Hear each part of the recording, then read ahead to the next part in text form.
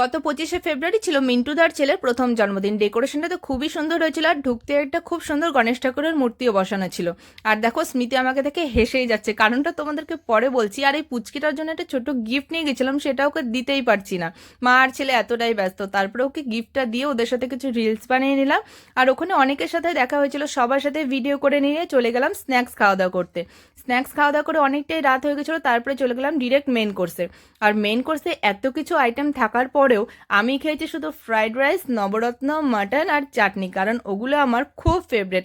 অনেক বন্ধু বান্ধবের সাথে দেখা হয়েছিল। আর এটা হলো ব্রজো।